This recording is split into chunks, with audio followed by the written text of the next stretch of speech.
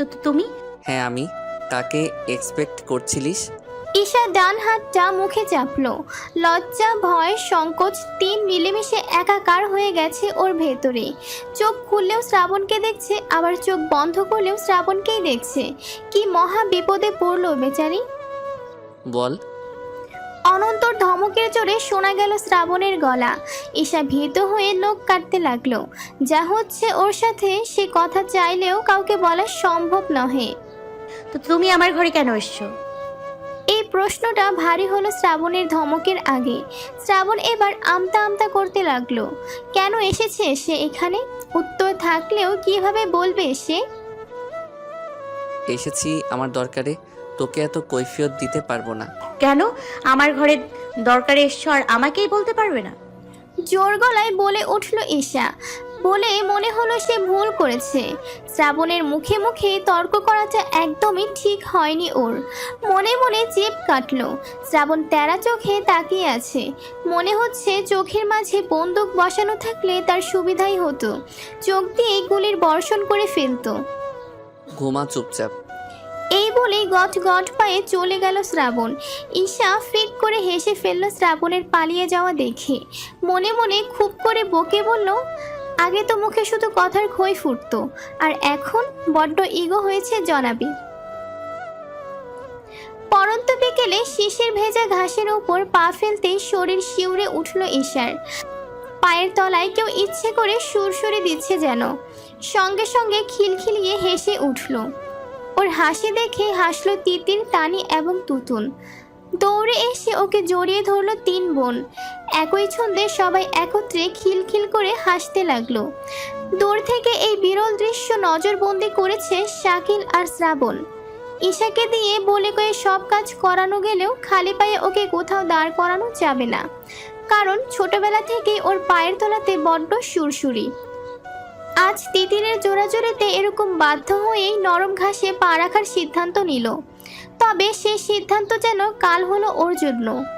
পায়ে সুরসুরি লাগাতে হাসতে হাসতে দম বেরিয়ে যাওয়ার দশা হচ্ছে। আমি আর পারছি না রে আপা, আমাকে যেতে দে প্লিজ। হাসতে হাসতে কোনো রকমে বলল ঈশা। তিতির ওর হাসিতে তাল মিলিয়ে বলল, একদম না, অভ্যাস কর। ধুর, এই বেহুদা অভ্যাস আমি করতে পারবো না, মাফ কর। কোনো মাফ হবে না। এই তনি, ধরে রাখতো ওকে, আমি আসছি। হুকুম পেয়ে ঈশাকে ঝাপটে ধরে রাখলো তানি। ঈশা এখনো হাসতে হাসতে অস্থির হয়ে যাচ্ছে। এর পরের প্ল্যান তারা ফুচকা খেতে যাবে। সেই সাথে যত ফাস্ট ফুড আছে আজ সব ট্রাই করবে। নতুন দুলাভাই এসেছে বলে কথা। ঈশা আর হেসে কুলাতে পারছে না। পেট চেপে ধরে নরম ঘাসের ওপর বসে পড়ল। সঙ্গে সঙ্গে ওর পাশ ঘেঁষে বসে পড়ল তুতুন আর তানি। ঈশা খেপে যাওয়ার ভান করে তানির পেটে দু চার ঘা বসালো। বকে বলল, আমার সঙ্গে আজ যা করলি মনে রাখিস কিন্তু, একদম সুদে আসলে উসুল করব। এই আমার এমন কোনো সমস্যাই নেই, তুই হয়তো ভুলে গেছিস। ও তাই না? সারাক্ষণ মিষ্টি মুখে পুড়ে রাখে কে রে? শাকিল ভাইয়া হাঁড়ি হাঁড়ি মিষ্টি এনেছে, যদি একটাও তোর কপালে জুটেছে দেখে নিস। কারোর থেকে কিডনি চাইলেও বোধহয় এতটা কষ্ট হবে না যতটা কষ্ট ওকে মিষ্টি দেবে না বলে হচ্ছে ওর। চোখে মুখে নিমেষে আশা নেমে এলো তানির। এক্ষুনি কেঁদে ভাসাবে যেন। আপা, আমার সাথে এই না ইনসাফিটা করিস না প্লিজ। মিষ্টি না খেলে আমি কিভাবে থাকবো? মা এখনো অব্দি একটা কিছু খেতে দিল না। শব্দ করে হেসে উঠল ঈশা। সঙ্গে যুক্ত হলো তুতুন। ঈশার দিকে তাকিয়ে তুতুন বলে উঠল, আল্লাহ, আমি কোনো দিন আমার মিষ্টি পাগলা দেখি নাই গো আপা। আমিও না রে। আচ্ছা কাঁদিস না, শাস্তি স্বরূপ তুই হাফ হাফ ভাগে পাবি, যা। মুহূর্তে আনন্দে চোখ মুখ চকচক করতে লাগলো তানির। হেসে উৎসাহিত গলায় বলল, সত্যি? সত্যি। এবার যা, আমার জুতোটা এখানে নিয়ে আয়। আমি খালি পায়ে আর মোটেই যেতে পারবো না এখান থেকে। জুতো আনার কথা শুনে একটু শয়তানি হাসলো তানি। তবে আবারও ওকে ওর মিষ্টির কথা মনে করিয়ে দিতে উঠে পড়ে দৌড় লাগালো। চট জলদি জুতোটা এনে পরিয়েও দিল ঈশার পায়ে। ঈশা জুতো পরে দাঁড়াতে সামনে এসে দাঁড়ালো তিতির। কোমরে হাত চেপে ঈশার পায়ের দিকে তাকিয়ে বলে উঠল, আবার জুতো পলি? আপা আর না প্লিজ, এই কষ্ট আর সহ্য করতে পারবো না। ঠিক আছে চল, আর কষ্ট পেতে হবে না। আমার লক্ষ্মী আপা, এবার কি ফুচকা খেতে যাব? ওই যে শ্রাবণ ভাই আর শাকিল একজন ফুচকাওয়ালা ধরে এনেছে। ইয়ে, আসতে মা, চল। তুন তানি জলদি আয়। সবার আগে এসে হাজির হলো ঈশা। জিভে জল চলে এসেছে ওর। কোনো মতেই ঠক গেলে ফুচকাওয়ালাকে বলল, মামা 1 প্লেট ঝাল দিয়ে। দক্ষ হাতে ফুচকা মাখাতে আরম্ভ করলেন ফুচকাওয়ালা। তবে ঈশার যেন দেরি সয় না, পারলে নিজেই হাতে মেখে খাওয়া শুরু করে। জলদি জলদি। তারা দিয়ে পুনরায় বলল ঈশা। ফুচকাওয়ালা ওর দিকে চেয়ে হেসে উঠল, মাথা ঝুলিয়ে হ্যাঁ সূচক উত্তর জানালো। এত কিসের তারা, আপনি আস্তে ধীরে বানান। একখানা গম্ভীর স্বর ভেসে এলো পেছন থেকে। শ্রাবণ এসেছে, সঙ্গে শাকিলও আছে। শ্রাবণের কথায় বিশেষ পাত্তা দিল না ঈশা। ও ওর মতো চেয়ে রইল ফুচকা মাখানোর দিকে। তার জবাবে শাকিল স্মিত হেসে বলল, শুনেছি আমার বড় শালিকা ফুচকা বলতে অজ্ঞান, তাই একটু কসরত করে ফুচকা মামাকে এরকম করে তুলে নিয়ে এসেছি। শাকিলের কথা শুনে ঈশা মুগ্ধ গলায় বলল, ও দুলাভাই, ইউ আর দ্য বেস্ট। জানো, সেই ভোর থেকে আমার মনটা শুধু ফুচকা ফুচকা করছিল না, মানে দুপুর থেকে। কি ঢপ দিচ্ছে রে বাবা। শ্রাবণ এমন তাকানো যেন কাজে দিয়েছে। ওদিকে শাকিল শব্দ করে হেসে উঠল, বলল, হ্যাঁ জানি তো শালিকা সাহেবা, আজকে বের হওয়ার সময় তোমার আপা বলে দিয়েছে ঈশানীর জন্য ফুচকা মাস্টার। এমন আপা যেন প্রতি ঘরে ঘরে পাওয়া যায় দুলাভাই, দোয়া করো। নো নো নো নো, আমার তিতির শুধু আমার কাছেই ঠিক আছে, অন্য কোনো ঘরে দ্বিতীয়টি থাকারও দরকার নেই। আরও ভালো মন্দ টুকিটাকি কথা বলতে বলতে ঈশার ফুচকা রেডি হয়ে গেল। লাল টকটকে রং হয়েছে ফুচকাগুলোর। কি ভয়ানক ঝাল নিয়েছে দেখে মাথা ঘুরতে লাগলো সকলের। তিতির ওকে এত ঝালের ফুচকা কিছুতেই খেতে দিবে না, কিন্তু ওকে তো এটা খেতেই হবে। তাই হাজার বারণ সত্ত্বেও ভোজন রসিকের ন্যায় 2 প্লেট ফুচকা সাবার করেছে। এখন যে ঝালের তোরে মাথা ঘুরছে ওর। এরপর খাওয়া হয়েছে চিজ বার্গার, আইসক্রিম, চকলেট। একটার পর একটা খেতে কারোরই কোনো ক্লান্তি ছিল না আজ। তবে এই যদি ঘরের খাবার হতো তবে কেউ মুখেও তুলতো কিনা বড্ড সন্দেহ ছিল সকলের। সারা বিকেল সন্ধে খাওয়া দাওয়া আর ঘোরাঘুরিতেই কাটলো ওদের। এখন বাসায় যাওয়ার সময় হয়েছে। বাড়ি থেকে ইতিমধ্যেই কল চলে এসেছে। সো আজকের দিনটা কে কেমন এনজয় করলে? রসালো গলায় প্রশ্ন করলো শাকিল। তিতির শাকিলের পানে তাকিয়ে লজ্জা মিশ্রিত হাসলো। তানি, তুতুন আর ঈশা একসাথে বলে উঠল, বেস্ট। ওদের চেঁচানো গলায়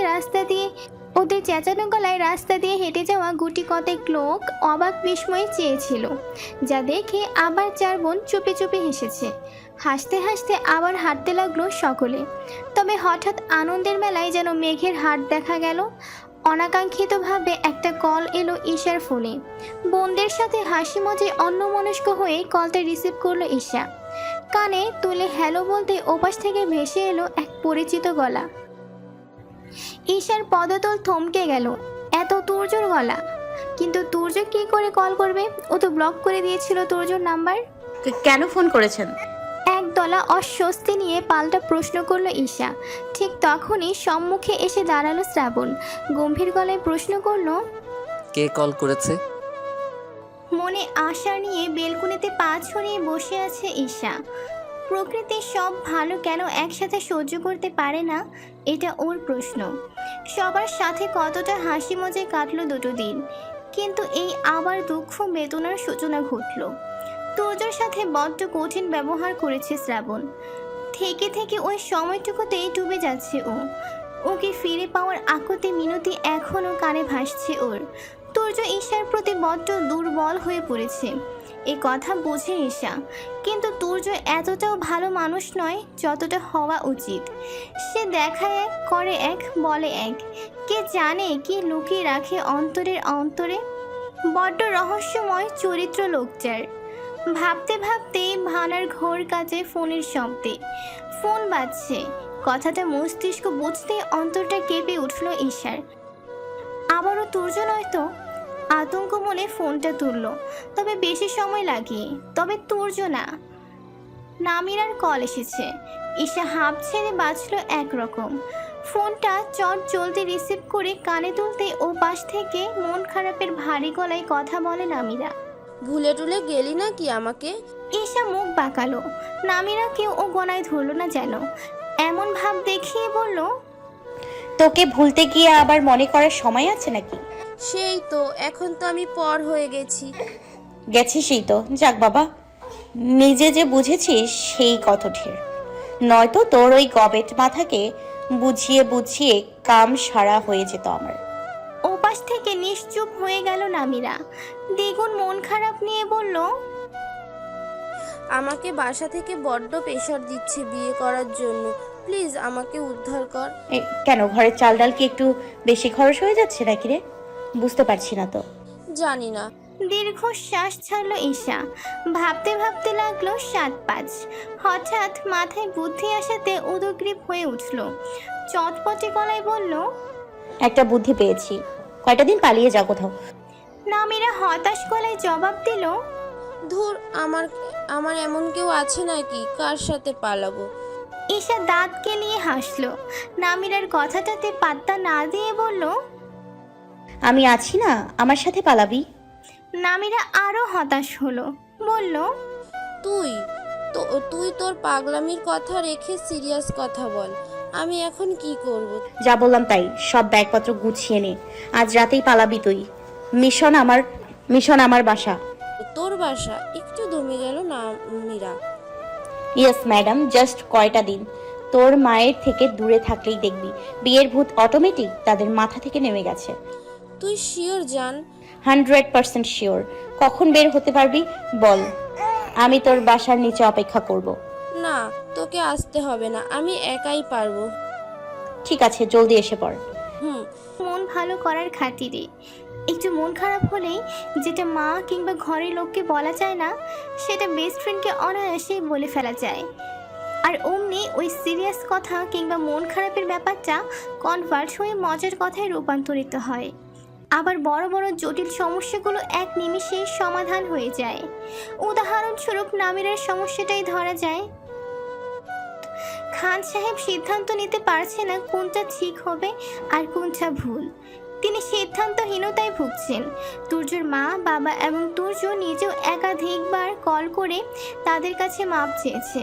তাদের বক্তব্য তারা ঈশাকে চায়, তাদের আর কোনোই চাওয়া নেই। তুর্য রাগের মাথায় একটা অন্যায় করে ফেলেছে, যেটা আসলেই ক্ষমার অযোগ্য। তবে এটাও সত্যি যে ঈশাকে ছাড়া কিছুতেই থাকতে পারবে না। ঈশাকে সে মন দিয়ে ফেলেছে। প্রতিটা দিন গুমড়ে গুমড়ে মরছে ঈশাকে হারানোর যন্ত্রণায়। কান্নাকাটিও করেছে তুর্য। সবটাই একটু একটু করে বুঝিয়ে বললেন তুর্যর মা রূপা বেগম। ঈশাকে ডেকে পাঠালেন খান সাহেব। তিনি ঈশার মুখ থেকে শুনতে চান ঈশার কি মত। যদি ঈশা তুর্যকে মাফ করতে পারে তবে তিনি তুর্যকে আরেকটা সুযোগ দেওয়ার কথা ভাবছেন। যদি ঈশা না করে তবে নাই। ঈশানী, তুর্যকে কি তুমি ক্ষমা করতে চাও? তোমার মন কি বলে? নানাজানের প্রশ্নে ঈশা ভাবনায় তলিয়ে গেল। এমন নয় যে তুর্য শুধু খান সাহেবের কাছে ওর জন্য আকুতি মিনতি করেছে কিংবা কেঁদেছে। তুর্য ওর কাছেও একইভাবে কেঁদে কেটে ভাসিয়েছে। তার শুধু একটাই কথা, সে ক্ষমা চায়। সবার দৃষ্টি ঈশার উপর। তিতির এসে ঈশার হাত ধরে দাঁড়ালো, মনে সাহস দিয়ে বলল, ভয় পাস না, তোর মন যা বলে সেটাই কর। ঈশা মায়ের দিকে তাকালো। মরিয়ম বিবি মেয়েকে চোখের ইশারায় আশ্বস্ত করলেন। এরপর ঈশা বড় মামির দিকে তাকালেন। আফিয়া বেগম অসহায় চোখে তাকিয়ে আছেন ঈশার দিকে, যেন সে চায় না তুর্যর মতো ছেলেরা মাফ পাক। এটাই তো তাদের সারা জীবনের শাস্তি হোক। ঈশা বেশিক্ষণ দেখতে পারল না বড় মামির পানে। খান সাহেবও চান তুর্যকে ক্ষমা করতে। বেশ বুঝতে পারছে ঈশা। ঈশা এবার শ্রাবণের পানে তাকালো। গম্ভীর রাগে মুখটা নিচু করে রেখেছে শ্রাবণ। মুখটা ঠিক করে দেখতেও পারছে না ঈশা। বুক ভরে দীর্ঘশ্বাস এলো ওর। দীর্ঘশ্বাস ছেড়ে নানাজানের পানে তাকালো, বলল, এত করে যখন বলছে তবে ক্ষমা করে দাও নানাজান, ভুল তো মানুষেরই হয়। বুকের ভেতরটায় যেন কেউ পাষাণের মতো ছুরি বসিয়ে দিল শ্রাবণের। রক্তক্ষরণ শুরু হলো তৎক্ষণাৎ। আচমকা দাঁড়িয়ে গেল শ্রাবণ। ঈশা চৌকিতে শ্রাবণের পানে তাকাতে সামনে থেকে বলে উঠলেন খান সাহেব। যাক, আমার নাতনি যখন ক্ষমা করতে রাজি তখন আমাদেরও আর কোনো আপত্তি নেই, বিয়ের কথা আগাতে পারি। তাহলে কি বলো সকলে? ঈশার মাথায় আকাশ ভেঙে পড়ল নানাজানের সুষুপ্ত উক্তিতে। সে তো কেবল ক্ষমা করার কথা বলেছে, বিয়ে তো সে করতে চায় না। শ্রাবণ তাচ্ছিল্য মিশ্রিত হাসল, যা দেখে ভেতরটা ফেটে চৌচির হয়ে গেল ঈশার। হাহাকার আরম্ভ হলো অন্তরের অন্তঃস্থলে। তীব্র চিৎকার বাড়ি মাথা তুলে জানাতে ইচ্ছে করলো সে বিয়ে করতে চায় না। সবার কথার মাঝে প্রস্থান করলো শ্রাবণ। শ্রাবণের যাওয়ার পানে আহত নয়নে তাকিয়ে আছে ঈশা। শ্রাবণ বড্ড কষ্ট পেয়েছে তার এই জবাবে। আবারও কষ্ট দিল মানুষটাকে। হাতের কাছে যে কয়টা শার্ট পেল সব একসাথে করে ব্যাগের মধ্যে ভরছে শ্রাবণ। মাথার মধ্যে টগবগিয়ে রক্ত ঝরছে। আর এক মুহূর্ত এই বাড়িতে থাকলে হয়তো প্রলয়ঙ্কারী কাণ্ড ঘটিয়ে বসবে। সে নিজেকে কিছুতেই সামলাতে পারছে না এই রাগের সামনে। সে কেন বারবার ভুলে যায় ঈশা তাকে চায় না ওর জীবনে? কেন ভুলে যায়? কোথায় যাচ্ছ তুমি? এগুলো কেন গোছাচ্ছ? কি হলো, জবাব দাও। কোথায় যাচ্ছ তুমি? দৌড়ে এসে শ্রাবণের ঘরে ঢুকলো ঈশা। শ্রাবণ এদিক সেদিক থেকে তার প্রয়োজনীয় জিনিস তুলে নিয়ে ব্যাগে ভরছে। ঈশাও ঘুরছে তার পায়ে পায়ে। গলার স্বরে মনে হচ্ছে কাজ শেষে। শ্রাবণ ভাই একটু দাঁড়াও প্লিজ। শ্রাবণ ভাই আমার কথাটা একটু শোনো। আপন মনে আছে তার রুমে, সে ছাড়া আদৌ কে আছে কিনা তার হাব ভাবে একদম বোঝার উপায় নেই। আমি জানতাম না নানাজান তুর্যকে আগেই ক্ষমা করে দিয়েছে। নানাজান তুর্যর সাথে যে আমাকে বিয়ে দিতে চায় কিংবা সে যে আমার ক্ষমা করার অপেক্ষায় ছিল, আমি কিভাবে বুঝবো? বলো আমাকে, আমি কিভাবে বুঝবো? আমি তো শুধু তুর্যকে ক্ষমা। হাত উঠিয়ে দিল ঈশাকে, থামিয়ে দিল শ্রাবণ। রক্তিম চোখে ঈশার দিকে তাকিয়ে রাগী গলায় বলল, তুর্য তোকে নিজের চেয়েও বেশি ভালোবাসে, so enjoy your life. Isha ফুপিয়ে কেঁদে উঠল। শ্রাবণ হাত দুটো ধরে অসহায় গলায় বলল, আমার চাই না এই ভালোবাসা। আমি ওকে বিয়ে করতে চাস? তুই ওকে বিয়ে করতে চাস, আর তাই তো এত কিছুর পরেও মানব দরদির মতো এক কথা ওকে ক্ষমা করে দিলি। তুমি আমাকে ভুল। জাস্ট শাটা বিশা, আর একটা কথা বললে কিন্তু আমার হাত উঠে যাবে। আর আমি চাই না তুর্যর মতো এইভাবে নিজের পুরুষত্ব জাহির করতে। বলেই আবার নিজের ব্যাগ গোছাতে শুরু করলো শ্রাবণ। ঈশা আবারও ছুটে গেল শ্রাবণের কাছে। পেছন থেকে শ্রাবণের হাত টেনে ধরে কান্না জড়ানো গলায় বলল, তোমার যা খুশি তুমি করো, আমি কিছু বলবো না। হাত ছাড়। শান্ত গলায় বলল শ্রাবণ। ঈশা কাঁদতে কাঁদতে বলল, না, আমি ছাড়বো না। তুমি আগে বলো, তুমি কোথায় চললে এত রাতে? ব্যাগ গুছিয়ে কোথায় যাবে? শ্রাবণ জবাব দিল না। এক ঝটকায় ঈশার হাত থেকে নিজের বাহু ছাড়িয়ে নিয়ে ব্যাগের চেন লাগিয়ে কাঁধে তুলল ব্যাগটা। ঈশা ধাক্কা খেয়ে দু কদম পিছিয়ে গেল। শ্রাবণ হাঁটা ধরেও আবার দাঁড়িয়ে পড়ল। ঈশার দিকে ঘুরিয়ে দাঁড়িয়ে তাচ্ছিল্য করে বলল, বারবার বোকার মতো তোর কাছে ছুটে আসি বলে এই না যে আমি তোকে ছাড়া থাকতে পারবো না। আমি তোকে ছাড়া থাকতে পারবো, আলবাত পারবো। আর এই পাড়াটাকেই আমার সারা জীবন ধরে রাখতে চাই। আমি আর তোর মুখ দেখতে চাই না। ঈশা এবার শব্দ করে কেঁদে উঠল। ছুটে এসে শক্ত করে ধরল শ্রাবণকে। কাঁদতে কাঁদতে আকুতি জানিয়ে বলল, আমি সইতে পারবো না এই পীড়া। তুমি এতটা পাষাণ হয়েও না শ্রাবণ ভাই, আমি যে মরে যাব তোমার বিরহে। তাচ্ছিল্য করে হেসে উঠল শ্রাবণ। ঈশাকে দূরে সরিয়ে দিল নিজের থেকে। দু কদম পিছিয়ে তাচ্ছিল্যের গলাতেই বলল, নারী বড় রহস্যময়ী। কাঁদছে ঈশা। কি করে আটকাবে সে মানুষটাকে? তার বলা কথাগুলো যদি সত্যি হয় তাহলে যে সে সত্যিই মরে যাবে। তুর্য তোকে অনেক সুখে রাখবে। চাই না আমার এই সুখ। তুই ডিসিশন নিয়েছিস ঈশা, আমাকেও আমার ডিসিশন নিতে দে। ঈশা আকস্মিক পা জড়িয়ে ধরল শ্রাবণের। শ্রাবণ হকচকিয়ে গেল। ঈশা তার পা দুটো শক্ত করে আঁকড়ে ধরে বলল, তুমি এটা করতে পারো না শ্রাবণ ভাই। পা ছাড়। আমি ছাড়বো না। তুমি আমাকে এই বিরহ যন্ত্রণায় এমন একা করে ফেলে চলে যেতে পারো না। আমি তোমাকে যেতে দিব না। ঈশা পা ছাড়। আমি আর এক মুহূর্ত এখানে থাকবো না, পা ছাড়। শ্রাবণ বজ্র কণ্ঠে চেঁচিয়ে উঠল। ঈশা আটকে উঠে পা ছেড়ে দিল শ্রাবণের। শ্রাবণ আর এক দণ্ডও দাঁড়ালো না, হুড়মুড় করে বেরিয়ে গেল। অক্টোবরের শেষ, শীতের বাতাস এখনো নাকে থাকে। নরম রোদের মৃদু আলো আর শীতল হাওয়া সবটাই মন ভালো করে দেওয়ার আস্ত কিছু উপকরণ, কিন্তু এতেও মন ভালো হয় না কারো কারোর। মনে করিয়ে দেয় ব্যর্থতার কথা, মনে করিয়ে দেয় কি পেতে গিয়েও যেন হারাতে হয়েছে নিজের বোকামির জন্য। ঈশাও ঠিক তাই, নিজের বোকামির ফলে আবারও কতটা দূরত্ব হয়ে গেছে শ্রাবণের থেকে। শ্রাবণ কুমিল্লা চলে গিয়েছে আজ 3 দিন। 3 দিনে না কারোর সাথে যোগাযোগ করেছে আর না যোগাযোগ করার কোনো মাধ্যম রেখেছে। তার ফোন বন্ধ সেদিন থেকেই। রাত দিন 24 ঘন্টা ফোন হাতে নিয়ে শুধু শ্রাবণের নাম্বারেই ডায়াল করে গেছে ঈশা।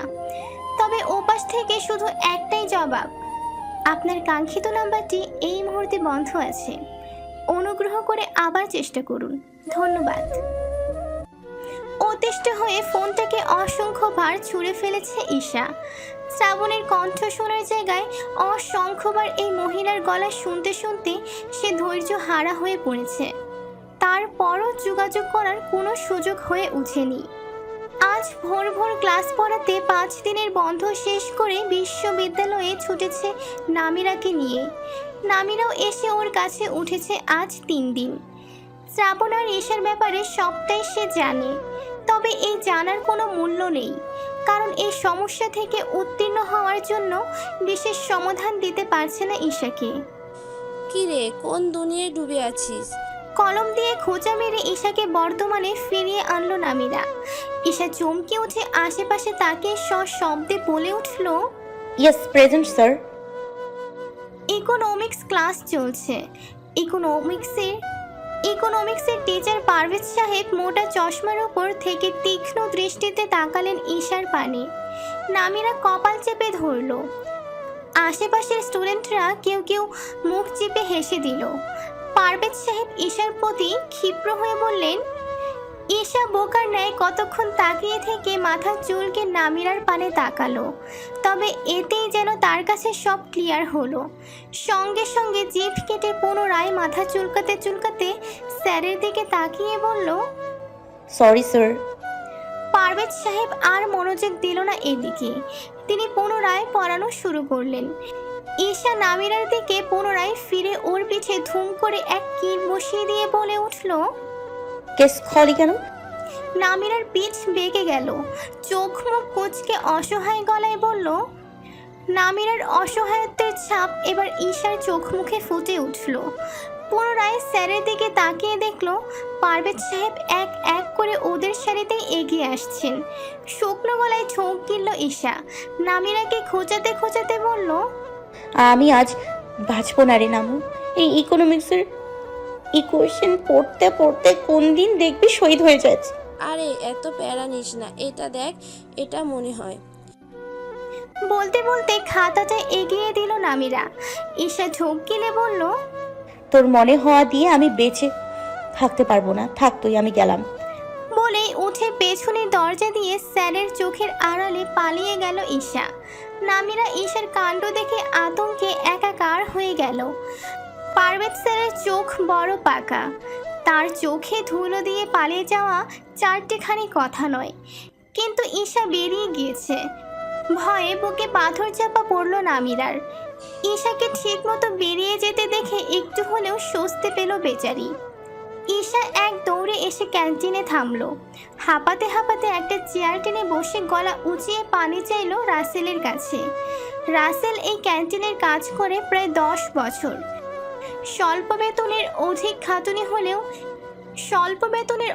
খাটুনি হলেও এই ক্যান্টিনের জব সে কিছুতেই ছাড়তে পারে না। আলাদা এক মায়া জন্মে গেছে তার গোটা ক্যাম্পাসটা জুড়ে। প্রতিটা স্টুডেন্টের সাথে তার আলাদাই এক সখ্যতা। যদিও দেয়ালে বড় বড় করে লেখা আছে সেলফ সার্ভিস, তারপরও সে সবার জন্য নিজের হাতে খাবার নিয়ে আসে, নিজের হাতে সার্ভ করে। মূলত এটাই তার ভালোবাসা প্রকাশের আসল মাধ্যম। একদম পেছনের মাথা থেকে একটা পরিচিত গলা পেয়ে এক বোতল পানি নিয়ে চলে যায় রাসেল। ঈশা টেবিলে মাথা ঠেকিয়ে রাখে। রাসেল গিয়ে ওর সামনে দাঁড়িয়ে পানিটা এগিয়ে দিয়ে বলল, ইয়াসনি আপা পানি লন। ঈশা মুখ তুলে তাকায়। রাসেলকে দেখে মৃদু হেসে পানির বোতলটা নিয়ে বলল, বড্ড গলা শুকিয়ে গেছে রাসেল ভাই। দৌড় দিয়ে আইলেন মনে হইল। ঈশা পানি খেতে খেতে চোখ বড় করে তাকালো রাসেলের পানে। অতঃপর এক নিঃশ্বাসে অর্ধেক পানি সাবার করে বলল, উফ, আর বলো না, পারভেজ স্যার ইকোনমিক্স ক্লাস করতে একদিন আমার দফা রফা হয়ে ছাড়বে। ও মা কি কোন, শ্রাবণ ভাইয়া কিন্তু পারভেজ স্যারের পছন্দের ছাত্র ছিল। হ্যাঁ তো সারাদিন পারভেজ স্যারের এইসব কি জানি কই। যাই হোক, হিয়া নেয়াই থাকো, পারভেজ স্যারও অনেক খুশি হওয়া যাইতো এর উপর। শ্রাবণের কথা শুনে মনটা একটু খারাপ হয়ে গেল ঈশার। তবে সেটা নিয়ে বিশেষ না ভেবে রাসেলের উদ্দেশ্যে বলল, শ্রাবণ ভাই তো শ্রাবণ ভাই, তাকে নিয়ে বিশেষ কিছু বলার নেই। হ্যাঁ তা ঠিকই। তা আপনি কিছু খাইবেন? সিঙ্গাড়া দিমু? না গো, নামুকে একা ফেলে এসেছি বাঘের গুহায়, আর এখন যদি ওকে ছাড়া সিঙ্গারাও খেয়ে ফেলি তবে আমার গর্দান নেবে ও। ঈশার কথা বলার ভঙ্গিমা দেখে হো হো করে হেসে উঠল রাসেল। মাথা দুলিয়ে বলল, আচ্ছা তাহলে নামের আপা আসুক। হ্যাঁ আসুক। চলে গেল রাসেল। ঈশা দেয়ালে পিঠ ঠেকিয়ে বসে ফোনটা বের করে হাতে নিল। এক হাতে বাকি পানিটুকু খেতে খেতে অন্য হাতে শ্রাবণের নাম্বারটা ডায়াল করলো। কিছু না ভেবে কল লাগিয়ে দিল। কয়েক সেকেন্ড পার হতে সেই ভদ্রমহিলা বলে উঠল। ফোনটা কান থেকে নামিয়ে দীর্ঘ শ্বাস ছাড়ল ঈশা। ক্যান্টিন এখনো পুরোই খালি। ক্লাস টাইমে হাতে গোনা কয়েকজন ছাড়া ক্যান্টিনে তেমন লোক সমাগম দেখা যায় না। এরকম একটা সময়েরই সুযোগ খুঁজছিল তুর্য। আশেপাশে ভালো করে পরখ করে তবেই ঢুকলো ক্যান্টিনে। ঈশার সাথে সামনাসামনি কথা বলবে বলে সে সকাল থেকে ক্যাম্পাসের মাঝে অপেক্ষা করছে সে। আর এখন প্রায় দুপুর। এতক্ষণ ওয়েট করেও ঈশার সাথে দেখা হওয়ার আশাটা একদম শূন্য ছিল। তবে ভাগ্য তার সহায় হলো। হঠাৎই দূর থেকে দেখতে পেল ঈশাকে। ক্লাস থেকে বের হয়ে দৌড়ে যাচ্ছে ক্যান্টিনের দিকে। সে আর দেরি করলো না। ঈশার সাথে জনমানবহীন জায়গায় কথা বলতে চায় সে।